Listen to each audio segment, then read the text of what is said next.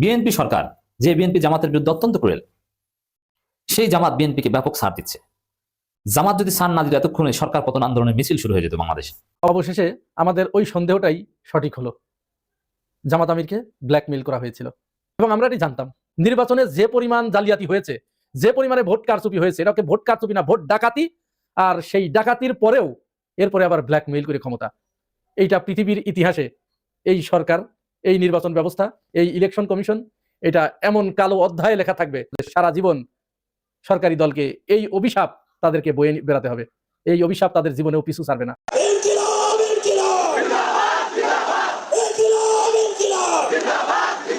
ইনকিলাব শব্দ নিয়ে আপত্তি তুলেছেন ওনারা।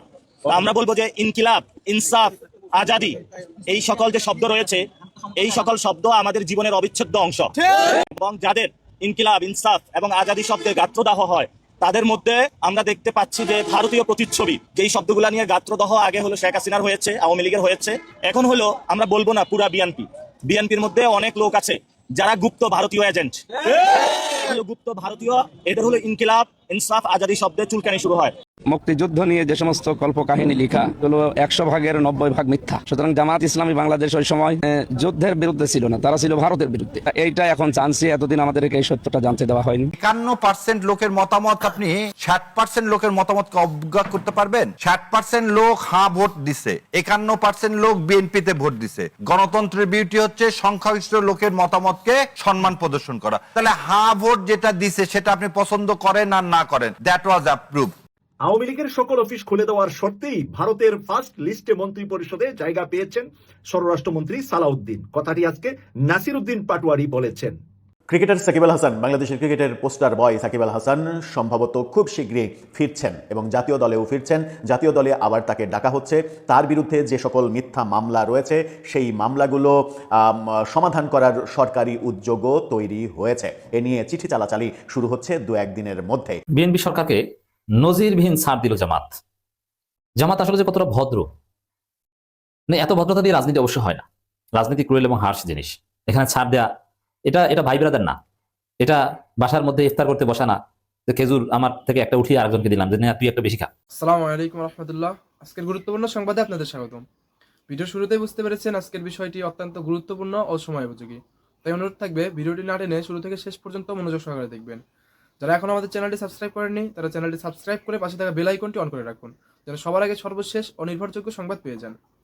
যারা ইতিমধ্যে আমাদের চ্যানেলটি সাবস্ক্রাইব করেছেন তাদেরকে অসংখ্য ধন্যবাদ। দর্শক, চলুন কথা না বাড়িয়ে ভিডিওতে একটি লাইক দিয়ে ভিডিওর মূল বিস্তারিত অংশ দেখে আসি। জামাত আমিরকে ব্ল্যাকমেইল করা হয়েছিল। আমরা নির্বাচনের দিন সন্ধ্যা 7টা, 7:30 পর্যন্ত এক ধরনের ফলাফল পাচ্ছিলাম। হঠাৎ করে কি যেন হলো, মনে হলো যে পৃথিবী একেবারে থমকে গেছে, আকাশ বাতাস সবকিছু স্তব্ধ হয়ে গেছে। এরপরে রাত 10টার দিকে গিয়ে আবার সচল শুরু হলো। এই সচল যখন শুরু হলো, তখন একের পর এক শুধু বিএনপি, বিএনপি আর বিএনপি। তার আগে আমরা দেখেছি প্রায় সমস্ত জায়গায় একরকম চিত্র, আর এরপরে গিয়ে মিডিয়া সম্পূর্ণ তার উল্টো চিত্র দেখানো শুরু করলো। এরপরে তো একের পর এক বিভিন্ন ধরনের ভিডিও ফুটেজগুলো আমাদের সামনে এসেছে, তারপরে তথ্য প্রমাণগুলো আমাদের সামনে এসেছে। আর আজ খোদ জামাত আমির তিনি ফাঁস করে দিলেন, তাকে যে ব্ল্যাকমেইল করা হয়েছিল, কেন তিনি ওই ফলাফল মেনে নিলেন এবং সেখানে জামাতের অবস্থান কি ছিল পরিষ্কার হয়ে গেছে। তাহলে আমরা আসেন বিষয়টা একটু খুলে আলাপ করার চেষ্টা করি কি হয়েছে। আজকে আমেরিকা প্রবাসী বাংলাদেশি সাংবাদিক ইলিয়াস হোসেন তার ফেসবুক ওয়ালে তিনি একটি পোস্ট দিয়েছেন, ফটোকার্ড দিয়েছেন। সেই ফটোকার্ডের যে ভাষা, তাতে আমাদের কাছে এটি প্রতীয়মান হচ্ছে, অর্থাৎ ওই কার্ডের ভাষা অনুযায়ী জামাত আমির তাকে ফোন করে বলেছেন, ইলিয়াস মনে কষ্ট নিও না। আমাকে গোয়েন্দা সংস্থার পক্ষ থেকে ফোন করে জানানো হলো, আপনি যদি এইটা মেনে না নেন তাহলে দেশ গৃহযুদ্ধের দিকে চলে যাচ্ছে। আওয়ামী লীগ এবং বিএনপি একত্রিত হয়ে আপনাদেরকে এইভাবে একেবারে সমূলে ধ্বংস করে ফেলবে। এবং ডিপ স্টেটের কেউ মেনে নিতে চাচ্ছে না। ফলাফল তো যা হবার সেটা আপনি বুঝতেই পারছেন, হয়ে গেছে, আপনারা ক্ষমতায় চলে এসেছেন। কিন্তু এই অবস্থায় এখন যদি আপনারা এইটা ছেড়ে না দেন, তাহলে দেশের এই পরিস্থিতি হবে। বলেন, এমতো অবস্থায় আপনাদের কাছে আমার প্রশ্ন, আমি আপনি হলে কি করতাম? বা জামাত আমিরকে যে কথাটি বলা হলো, জামাত আমির তখন তিনি অন্য কোনো চিন্তা করেন নাই, তিনি ক্ষমতার চিন্তা করেন নাই, তিনি দেশের মানুষের কথা চিন্তা করে, যে এই সবে মাত্র কয়েকদিন আগে একটা রক্তাক্ত বিপ্লবের মধ্য দিয়ে আমরা যে জায়গায় এসে দাঁড়িয়েছি, আমাদের হাজার হাজার পঙ্গুত্ব বরণ করেছে, আমাদের কয়েক হাজার সন্তান জীবন দিয়েছে। এখন যদি এই ক্ষমতার কারণে, গদির কারণে আমি আমার সন্তানদেরকে, সন্তান তুল্য আমার এই ছেলে মেয়েদেরকে আবার যদি মৃত্যুর দিকে ঠেলে দেই, তাহলে এটি দরকার নেই, আমার ক্ষমতা দরকার নেই। আমি এই বিষয়টি, আপনারা আমার ভিডিও আগে যারা দেখেছেন, আগের ভিডিওটি, আমি সেখানে এই কথাটি বলেছি যে জামাত আমির যে সাংবাদিক সম্মেলন করলেন রাত 9টা-10টার দিকে, এই সাংবাদিক সম্মেলনে তার যে মুখাবয়ব ছিল এটি খুব বেশি স্বাভাবিক ছিল না। উদ্বেগ, উৎকণ্ঠা এবং ভয়ের একটা চিহ্ন তার মুখের ভিতরে আমরা দেখতে পেয়েছি। তখনই আমাদের কাছে মনে হচ্ছিল যে সামথিং রং, কোনো কিছু হয়েছে, নিশ্চয় এর পিছনে কোনো ঘটনা ঘটেছে, না হলে এমনটি হবার কথা নয়। তিনি একেবারে কোনো কথা না বলে মেনে নিলেন, নীরবে মেনে নিলেন। এমনকি বিরোধী দল হলে কমপক্ষে তো একটু আস্ফালন করে, একটু হুঙ্কার হুম্বি তম্বি এগুলো করে, তিনি তাও করলেন না, এইভাবে একেবারে নীরবে মেনে নিলেন। তার মানে অবশ্যই এখানে কোনো কিছু ঘটেছে, সেটি আজকে প্রমাণিত হলো। তিনি বলেছেন আমরা আসলে এগুলো তো চাপা থাকে না, কারণ বাংলাদেশের মানুষ আমরা দেখেছি এই নির্বাচনের আগে জামাত ইসলামকে যেভাবে গ্রহণ করেছে, মানুষ ট্রেনে, লঞ্চে, স্টিমারে, ট্রেনের ছাদে করে বাড়ি গেছে, আর দাঁড়িপাল্লার স্লোগান দিতে দিতে বাড়ি গেছে, মিছিল করতে করতে বাড়ি গেছে। শোবিজের তারকা থেকে শুরু করে, টিকটকার থেকে শুরু করে, যারা পোশাক পরতে চায় না, পোশাক পরা, পোশাক না পরা, প্রত্যেকেই জামাতের পক্ষে তারা উঠে পড়ে লেগেছিল। তারা একটা ব্যবস্থাকে, একটা সিস্টেমকে, দীর্ঘদিন ধরে চলে আসা একটা সিস্টেমকে ভেঙে চুরে নতুন একটা বাংলাদেশ গড়ার জন্য তারা জামাতকে বেছে দিয়েছিল। এছাড়া তাদের আর হাতে কোনো অপশন ছিল না। সেই মানুষের আশা আকাঙ্ক্ষা এইভাবে কেড়ে নেওয়া হয়েছে ব্ল্যাকমেইল করে। এখন এখানে আমাদের একটু কষ্ট হতে পারে, একটু রাগ হতে পারে যে কেন জামাত আমির এই কাজটি করলেন। তিনি ডাক দিতেন, তিনি বলতেন, আমরা ঝাঁপিয়ে পড়তাম, আবার প্রয়োজনে রক্ত দিতাম। হ্যাঁ, এটি আমাদের আবেগ থেকে বলা খুবই সহজ, এটি আমার কাছেও এটি মনে হচ্ছে। কিন্তু বৃহত্তর দৃষ্টিতে যদি চিন্তা করি, তাহলে চিন্তা করুন তো জামাত আমির এখানে কত বড় বীরত্বের এবং মহত্বের পরিচয় দিয়েছেন। তার কাছে ক্ষমতা কিছু নয়। আর অপরদিকে আমরা যারা বাংলাদেশের মানুষকে নিয়ে রাজনীতি করতে চায়, তাদের কি চরিত্র দেখলাম? আমরা দেখেছি ক্ষমতার জন্য আওয়ামী লীগের চরিত্র আমরা দেখেছি। তারা মানুষ হত্যা করতেও বিন্দুমাত্র দ্বিধা করে নেই। বাংলাদেশের, তাদের নিজ দেশের মানুষের বুকে গুলি চালাতে, পাখির মতো গুলি চালাতেও তারা দ্বিধা করে নেই। আবার ঠিক আরেকটি দল, তারাও এ ব্যাপারে বিন্দুমাত্র কার্পণ্য করে নেই, শুধুমাত্র ক্ষমতার কারণে তারা এইভাবে ব্ল্যাকমেইল করলো একটা দলকে। তাহলে তারা এদেশের মানুষের কি সেবা করবে? শুরু থেকেই তো আমরা দেখতে পাচ্ছি একের পর এক বিভিন্ন জায়গা থেকে চাঁদাবাজির নতুন সংজ্ঞা, ভাষা নিয়ে একটা শয়তানি শুরু করেছে প্রথম আলো গং। ঢাকা বিশ্ববিদ্যালয়ের এক ডাক্তার, কি নাম যেন, তরিক মঞ্জুর। তরিক মঞ্জুর, তাকে আর তরিক মঞ্জুর বলে ডাকা যাবে না, তার নাম হচ্ছে তরিক মানে পথ, আর মঞ্জুর মানে অনুমোদিত। তাহলে তাকে অনুমোদিত পথ এই নামে আমরা ডাকবো, তাকে আর তরিক মঞ্জুর বলে আপনারা কেউ ডাকবেন না। এই কাজটি করেছে প্রথম আলো। প্রথম আলোকে মতিউর রহমান, মতিউর শব্দের বাংলা হচ্ছে আজ্ঞাবহ। তাহলে এই অনুমোদিত পথ আর আজ্ঞাবহরা এই ইনকিলাব, জিন্দাবাদ, আজাদি, এই শব্দগুলো তাদের বুকে কাঁপন ধরিয়ে দিয়েছে। এই শব্দগুলো নিয়ে তাদের ব্যাপক ভয়। ভয় তো হওয়ারই কথা, কারণ এই শব্দগুলোর এত ওজন, এত ভার, যে এর ভার সইতে না পেরে তাদের যে আদি গুরুমাতা পালিয়ে চলে গেছে তার উৎসমূলে। এখন যারা তার চেলাপেলা আছে, এই প্রথম আলো গংরা, এই প্রথম আলো গংরা তো বুঝতে পেরেছে যে এই শব্দগুলো যেভাবে বাংলাদেশে চর্চিত হচ্ছে, এইভাবে চর্চিত হতে থাকলে তাদের যে শয়তানির যে আঁকড়া, এই আঁকড়া আর বেশি দিন টিকে থাকবে না। এদেশের মানুষ তাদের শয়তানির আঁকড়াটা ধরে ফেলেছে, যার কারণে এখন তারা ওই ভয় থেকে, ওই আশঙ্কা থেকে এখন এই শব্দগুলোর পিছনে লেগেছে যে এই জাতীয় শব্দগুলো বলা যাবে না। এদের সাথে গা মিলিয়ে বিএনপির একজন মন্ত্রীও, নাম বললাম না আমি সঙ্গত কারণেই, তিনিও ভয়ে প্রকম্পিত হয়ে গেছেন যে এই শব্দগুলো বাংলা ভাষার জন্য অশনি সংকেত, বা তার ভাষায় আরো কঠিন করে বলেছেন, আমি আর অত কঠিন করে বললাম না। একদিকে শব্দের ভয় পাচ্ছেন, অন্যদিকে একটা রাজনৈতিক দলকে ব্ল্যাকমেইল করে বাংলাদেশের মানুষ যাদেরকে মনোনীত করেছে, যাদেরকে নির্বাচিত করেছে, তাদেরকে ব্ল্যাকমেইল করে এই যে ক্ষমতা দখল করা।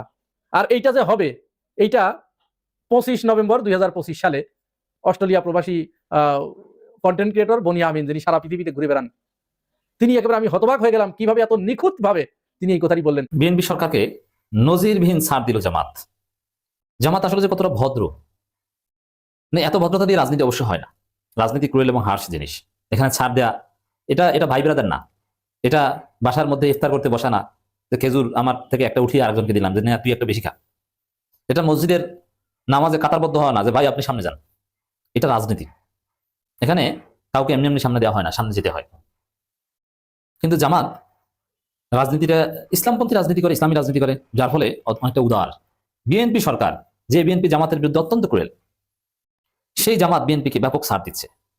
জামাত যদি ছাড় না দিত, এতক্ষণে সরকার পতন আন্দোলনের মিছিল শুরু হয়ে যেত বাংলাদেশে। সব উপাদান পাওয়া গেছে। যে উপাদান জামাতের বাইরে থেকেও তৈরি হয়েছে বিএনপির বিরুদ্ধে, ওইটাকে ক্যাশ করেই জামাত সরকার পতন আন্দোলন করতে পারত।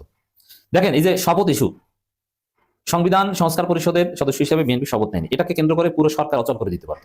কিসে আমরা শপথে নিব না, কিভাবে সরকার চালাবি চালা, যেমন রাজপথে উত্তাল করে ফেলতো, একদম বাংলাদেশে অস্থির করে ফেলতে পারতো।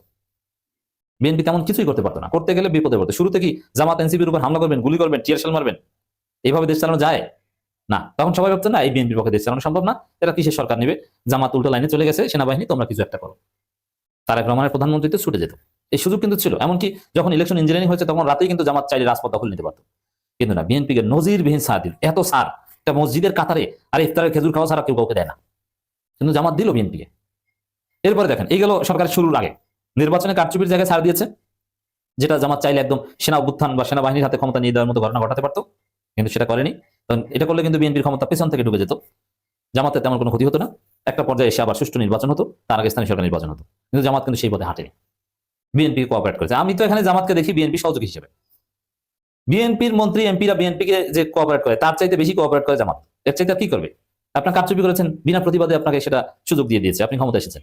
আপনি শপথ নিয়ে 2 নম্বরই করেছেন, প্রতারণা মুনাফিকি করেছেন, জামাত কার্যত কিছুই বলে নাই যে ধীরে ধীরে একটা পর্যায়ে আসবে, আমরা দেশটাকে স্থিতিশীল করি, গণতান্ত্রিক যে অভিযাত্রা শুরু হয়েছে এটাকে আমরা এস্টাবলিশ করি। একটু অন্যায় করেছে করুক, সন্তানকে যেরকম ছাড় দেয়, অন্যায় করেছে ভাই আর বাবা আর করিস না, আর করবি সামনে না, এরকম। রাজনীতি কিন্তু এত সরল নয়, কিন্তু জামাত এই সরল খেলা খেলছে। এই জন্য বিএনপির উচিত জামাতের পায়ে পড়ে থাকা, যে এরকম একটা বিরোধী দল পেয়েছে, আমরা কত সুন্দরভাবে দেশ চালাতে পারি। চাঁদাবাজির যে ঘটনা, চাঁদাবাজির লাইসেন্স দিয়েছে, দেখেন চাঁদাবাজির যে লাইসেন্সের যে ঘটনা, এরা মোরাল পুলিশিং এর কথা বলেছে শিক্ষামন্ত্রী, অথচ জামাত এখন পর্যন্ত এই বিষয়ে কিছু বলেনি। অথচ মোরাল পুলিশিং ইস্যু নিয়ে রাজপথে মিছিল হতে পারে, জামাতের বাচ্চা ছেলেদের রাজপথে নামিয়ে দিতে পারতো যে মোরাল পুলিশিং মানবো না, স্বাধীন দেশে মোরাল পুলিশিং চলবে না। চাঁদাবাজির বৈধতার প্রতিবাদে সারা বাংলাদেশে মিছিল হতে পারতো, সারা বাংলাদেশে মিছিল হতে পারতো। তারেক রহমানকে বাধ্য করা যেত ওই চাঁদাবাজ মন্ত্রীকে বহিষ্কার করতে, পদত্যাগ করার নির্দেশ দিতে। কিন্তু জামাত, আমিরে জামাত একটা ফেসবুক পোস্ট দিয়েছেন, একদম মিন মিন মিন মিন নরম নরম। ওই সন্তান যেরকম ভুল করলে যে বাবা আর করবি না, আমি তা তোমার কাছ থেকে কিন্তু বাবা এটা আর দেখতে চাই না, তুমি করেছো আর করবা না, ওকে, এরকম কথাবার্তা বলেছে আমিরে জামাত। তো দর্শক, এনসিপিও কেমন জানে চাঁদাবাজের বিরুদ্ধে কোনো কর্মসূচি দিল না, অথচ এটা এটা একদম বাস্তবসম্মত কথা যে আমরা বিএনপি সরকারকে সহযোগিতা করবো, কিন্তু চাঁদাবাজকে না। অর্থাৎ চাঁদাবাজকে বাদ দেন, আমরা সহযোগিতা করি। এই দাবিতে বিএনপি সরকার পতনের দাবিতে তো আর মিছিল করবে না, চাঁদাবাজের বিরুদ্ধে মিছিল করবেন, এটা তো সরকারের জন্য ভালো। কিন্তু জামাত এনসিপি কেউই করবে না, এখানে ছাড় দেওয়া হচ্ছে, সুনির্দিষ্টভাবে ছাড় দেওয়া হচ্ছে।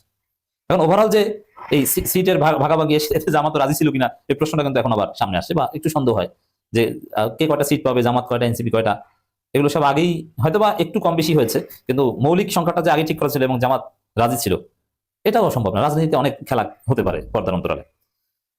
তো দর্শক এখানে দেখেন টিআইবি তাদের প্রেস রিলিজ, চাঁদাবাজির মতো অপরাধকে বৈধতা দেওয়ার চেষ্টা করছে মন্ত্রী। টিআইবির মতো সংস্থা বলছে চাঁদাবাজির মতো অপরাধকে বৈধতা দিচ্ছে মন্ত্রী, আর জামাত এটা নিয়ে কিছু বলছে না, রাজপথে উত্তাল আন্দোলন করছে। এটা যদি শেখ হাসিনা হতো জামাতের জায়গায়, জামাতের 77টা সিট জামাত জোটের, এটা যদি শেখ হাসিনা থাকতো এতক্ষণে বাংলাদেশে আগুন লাগিয়ে দিত, বুঝতেন মজা কাকে বলে। কিন্তু জামাত কিছু বলে না, কেন বলে না? এটা কি বিরোধী দল সুলভ কোনো রোল হলো, না আন্ডারস্ট্যান্ডিং, না দেশটাকে যেমন বাংলাদেশে জামাত ক্ষমতায় থাকলে এরকম কিছু ভুল ত্রুটি হতো, অতএব আমরা ছাড় দিয়ে সামনের দিকে এগিয়ে যাওয়ার চেষ্টা করি। কোন মানসিকতা থেকে? যে মানসিকতা থেকে করুক, রাজনীতি এত সরল নয়। তো দর্শক, যাত্রী কল্যাণ সমিতিও প্রেস রিলিজ দিয়েছে, মন্ত্রীর চাঁদাবাজির বৈধতা দেয় স্বৈরাচারের পদাঙ্ক অনুসরণে শামিল। তো এত চারদিক থেকে এত কথাবার্তা বলা হচ্ছে, প্রতিবাদের ঝড় এক প্রকার, কিন্তু কই জামাত তো কিছু বলছে না। তাহলে এত বড় ছাড় কেন দিচ্ছেন? স্বৈরাচারের পদাঙ্ক অনুসরণ করছে, চাঁদাবাজকে বৈধতা দিচ্ছে, এত বড় আকাম করছে, অথচ প্রধানমন্ত্রী তো কিছু বললেন না এই চাঁদাবাজ মন্ত্রীর বিরুদ্ধে। তাহলে কি আমরা, আমাদের কাছে কি অপরাধ সহনশীল হয়ে গেল না? বিষয়টা কি এমন যে আসলে চাঁদাবাজি এখন সহনশীল? যেমন সহনশীল কি, দেখেন একটা সময় ছিল যে কেউ যদি প্রেম করতো বা প্রেম করে বিয়ে করতো, তখন ওই যুগলকে পরিবার ঘরে উঠাতো না, 6 মাস 1 বছর বাইরে থাকতে হতো, এক পর্যায়ে বাচ্চা টাচ্চা হলে নাতির মুখ দেখে মেনে নিত, এটা চলতো। এবং আমি একজনকে চিনি যাদের বিবাহের বয়স প্রায় 26 বছর, কিন্তু এখনো তার পরিবার ঠিকভাবে মানেনি, কেন? ওই প্রেমের বিয়ে। কিন্তু এখন এই অপরাধ কিন্তু একদম সহনশীল। এখন ওই প্রেম করে বিয়ে করলেও কিছু না, ভেগে গেলেও কিছু না, ভেগে যাওয়া, আরে ভাই তুই ভেগে যাবি কোথায়, এখন তো ভেগে তুই বাসায় আয়, তুই মেয়ে নিয়ে আসছো, তুই বাসায় আয়, কাজী ডেকে সব ঠিক করে দিই। আর ওগুলো লাগেও না, যেটা ওপেন, কাউকে পছন্দ করবে, ঘুরবে, ডেটিং করবে, ঠিক আছে, 2 পরিবার কথা বলে ওটাকে লেজিটিমেট করে দিবে, এটা সহনশীল। এবং তারা নিজেরা ফেসবুকে ছবি দেয় এবং রিলেশনশিপের স্ট্যাটাস দেয়, ইন এ রিলেশনশিপ উইথ অমুক, এরকম কি নাকি দেয়। এর মানে কি এই অপরাধটা অত্যন্ত সহনশীল, আর এটাকে কি অপরাধ বলতে রাজি না? ইটস ভেরি সিম্পল, করতেই পারে, তাই না? যে চাঁদাবাজিও কি এখন প্রেমের মতো সহনশীল, যে আগে আমরা এটাকে নেগেটিভলি দেখতাম, এখন এটাকে আদর করে ঘরে উঠাতে হবে? আমরা তো সেটাই দেখতে পাচ্ছি। অতএব এর দায় কিন্তু বিরোধী দলকে আছে। এত ছাড় দেওয়ার দায় জামাতকে নিতে হবে। এত ছাড় কেন দিচ্ছে? ক্রিকেটার সাকিব আল হাসান, বাংলাদেশের ক্রিকেটের পোস্টার বয় সাকিব আল হাসান সম্ভবত খুব শীঘ্রই ফিরছেন এবং জাতীয় দলেও ফিরছেন। জাতীয় দলে আবার তাকে ডাকা হচ্ছে। তার বিরুদ্ধে যে সকল মিথ্যা মামলা রয়েছে সেই মামলাগুলো সমাধান করার সরকারি উদ্যোগও তৈরি হয়েছে। এ নিয়ে চিঠি চালাচালি শুরু হচ্ছে দু একদিনের মধ্যে। এরকম ঘটনা আমরা মানে খবর পাচ্ছি বিভিন্ন তরফ থেকে, বিসিবির তরফ থেকে।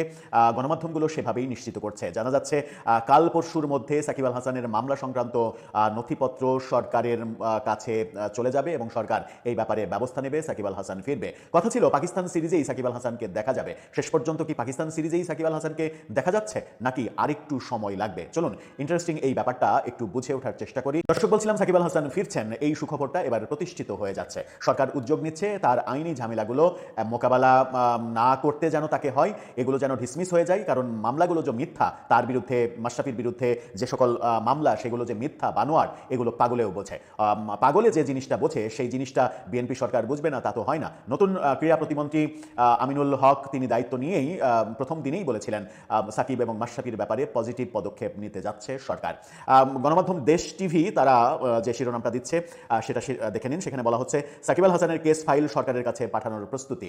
অর্থাৎ তার যে কেসের ফাইল, সেই ফাইল আগামীকাল পরশুর মধ্যেই সরকারের কাছে চলে যাচ্ছে এবং তারপরে খুব দ্রুতই সম্ভবত তার সমস্ত ঝামেলাগুলো এই মাসের মধ্যেই মিটে যাবে। কি বলছে দেশ টিভি? তারা বলছে যে 2024-এর 5 আগস্ট রাজনৈতিক পট পরিবর্তনের আগে থেকেই দেশের বাইরে থাকা সাকিব আল হাসান জাতীয় দলে ফেরার বিষয়ে আবারও আলোচনায় এসেছে। ত্রয়োদশ জাতীয় সংসদ নির্বাচনে বিএনপির জয়ের পরে মির্জা ফখরুল ইসলাম আলমগীর ইতিমধ্যেই সাকিবকে নিয়ে ইতিবাচক মনোভাব প্রকাশ করেছেন। সামাজিক যোগাযোগ মাধ্যমে গুঞ্জন ছড়িয়েছিল আগামী 28 ফেব্রুয়ারি সাকিব বাংলাদেশে ফিরবেন এবং পাকিস্তানের বিরুদ্ধে আসন্ন সিরিজ খেলবেন। তবে সাকিব আপাতত সেই গুঞ্জন উড়িয়ে দিয়েছেন। অর্থাৎ 28 ফেব্রুয়ারি তিনি ফিরছেন না, পাকিস্তানের সিরিজে তিনি থাকছেন না। তবে বিসিবির পরিচালক আসিফ আকবর জানিয়েছেন যে এই ব্যাপারে উদ্যোগ নেওয়া হচ্ছে। সাকিবের মামলা ও অন্যান্য বিষয় নিয়ে তার আইনজীবী বিসিবির সঙ্গে যোগাযোগ করেছেন।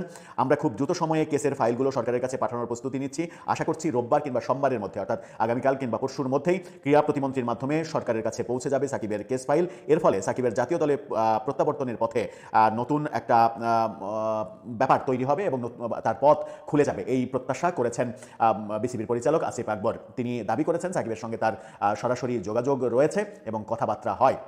তবে কবে ফিরছেন? পাকিস্তান সিরিজ বিশ্বকাপ, টি-20 বিশ্বকাপ শেষেই পাকিস্তান বাংলাদেশে আসছে সিরিজ খেলতে। সেই সিরিজে সাকিব থাকছেন এরকম গুঞ্জন গত কয়েকদিন থেকে শোনা যাচ্ছিল। তবে শেষ পর্যন্ত এটুকু বোঝা যাচ্ছে যে পাকিস্তান সিরিজে তিনি থাকছেন না। এর পরবর্তীতে কোনো একটা সিরিজ কিংবা কোনো একটা বিশেষ সিরিজ বাংলাদেশে আয়োজন করে বাংলাদেশের মাটি থেকে তিনি যেন অবসর নিতে পারেন, সেই যে প্রত্যাশা তার, সেই কাজটা ক্রিকেট বোর্ড করবে বলে তাদের আগ্রহ দেখা যাচ্ছে। তার আগে ক্রিকেট বোর্ডে একটা বড় পরিবর্তন হয় কিনা সেটাও দেখার বিষয়। কারণ বিগত সরকার ক্রিকেট বোর্ডটাকে যেভাবে নষ্ট করে গেছে এবং বিগত সরকারের স্পোর্টস মিনিস্ট্রিতে যারা দায়িত্ব পালন করে গেছেন দুইজন, আসিফ মাহমুদ সজীব ভুঁইয়া এবং আসিফ নজরুল, তারা দুইজন পরিকল্পিতভাবে বাংলাদেশের ক্রিকেটটাকে যে ধ্বংস করেছেন। আসিফ নজরুল তো ওপেনলি বলেছেন যে ফুটবলই আমাদের খেলা, ক্রিকেটকে পার্শ্ববর্তী দেশের হেজিমনি প্রতিষ্ঠার জন্য বেশি গুরুত্ব দেওয়া হয়েছে। এরকম অধ্যত্বপূর্ণ বক্তব্য দিয়ে ক্রিকেটের যে বাস্তবতা, ক্রিকেট আমাদেরকে আন্তর্জাতিক পরিচয় দিয়েছে, ক্রিকেটের মাধ্যমেই সারা পৃথিবী বাংলাদেশকে চেনে, সেই ক্রিকেটকে ছোট করার যে প্রয়াস এবং পরিকল্পনা, মেটিকুলাস ডিজাইন, সেই ডিজাইনটা একেবারে ফাঁস হয়ে গিয়েছিল। আমার মনে হয় যে আসিফ নজরুলদের কাঠগড়ায় দাঁড় করাতে হবে। এর জন্য বাংলাদেশের ক্রিকেটকে ধ্বংসের জন্য যা কিছু করেছে তার ফিডব্যাক তাদের পাওয়া উচিত। এটা অনেকেই মনে করেন। চতুর্দিকে সেই শোরগোলটাই উঠেছে। এখন দেখার বিষয় সাকিব কবে নাগাদ দেশে ফিরছেন, কবে নাগাদ জাতীয় দলে ফিরছেন। তবে এটা নিশ্চিত যে তার মামলাগুলো উঠে যাচ্ছে এবং তিনি দেশে ফিরছেন। এই উদ্যোগের কারণেই বিএনপি সরকার অনেক বেশি প্রশংসিত হবেন এবং তাদের এই কার্যক্রম যদি অব্যাহত থাকে তাহলে তাদের জনপ্রিয়তা বাড়বে বইকি কমবে না। সাকিবের সাথে মাশরাফির ব্যাপারটাও আলোচনায় আছে এবং মাশরাফিকে ক্রিকেটে কাজে লাগানোর ব্যাপারেও নতুন ক্রীড়া প্রতিমন্ত্রী আন্তরিক বলেই আমরা দেখেছি। এতক্ষণ মনোযোগ সহকারে ভিডিওটি দেখার জন্য অসংখ্য ধন্যবাদ। ভিডিও সম্পর্কে কোনো মতামত থাকলে অবশ্যই কমেন্ট সেকশনে জানাবেন। যারা এখন আমাদের চ্যানেলটি সাবস্ক্রাইব করেননি তারা চ্যানেলটি সাবস্ক্রাইব করে পাশে থাকা বেল আইকনটি অন করে রাখুন, যেন সবার আগে সর্বশেষ সংবাদ পেয়ে যান। যারা ইতিমধ্যে সাবস্ক্রাইব করেছেন তাদেরকে অসংখ্য ধন্যবাদ। দর্শক সবাই ভালো থাকুন, সুস্থ থাকুন। আল্লাহ হাফেজ।